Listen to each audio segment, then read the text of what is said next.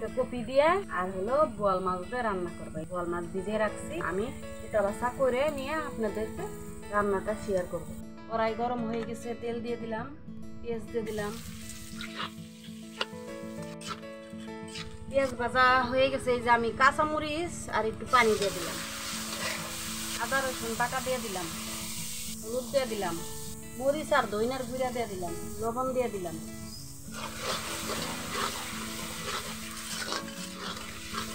মশলা কষানো হয়ে গেছে, মশলা ভালো করে কষাই নিচ্ছি। বোয়াল মাছ আমি কষাই পাক করি, বোয়াল মাছ আমি ভাজি না, কারণ গাঙ্গের বোয়াল আমি কষাই পাক করি।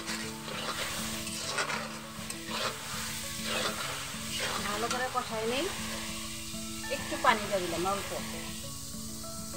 অল্প পানি দিয়ে কষাই নেই।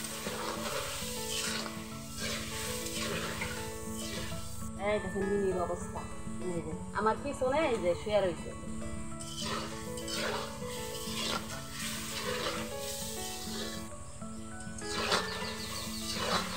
কষানো হয়ে গেছে, এখন আমি একটা একটা করে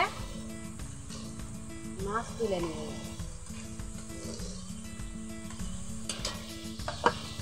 এখন সবজিটা দিয়ে দিব, ফুলকপি আর আলু। অন্য কোনো সবজি দিলাম না, কারণ আমার ছেলেটা বেশি খাইতে চায় না অন্য সবজি দিলে, এই জন্য আলু আর ফুলকপি দিয়েই আজকে রান্না করব। আরো সবজি আছে দিতে চাইলাম, কিন্তু আমার ছেলে বলতেছে এত সবজি দিলে আমি খাবো না। ঢাইকা দিয়ে এখন আমি সিদ্ধ করে দেব। ভালো করে কষাই নিতে হচ্ছে।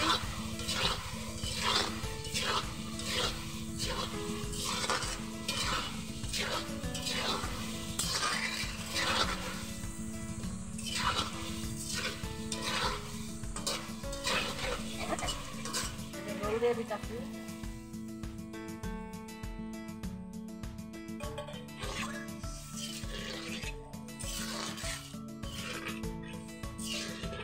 ভালো করে চাল হইব, তারপরে মাছটা উপরে দিয়ে দিব। তরকারি বলক চলে আসছে, মাছটা এখন দিয়ে দিব।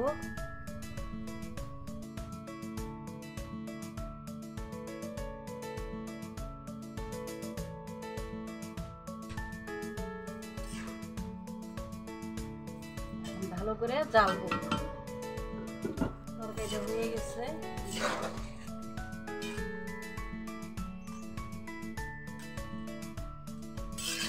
আপনাদের আমার তরকারিটা যদি ভালো লেগে থাকে রান্না, তাহলে লাইক করবেন, শেয়ার করবেন, কমেন্ট করবেন, আমার পাশে থাকবেন।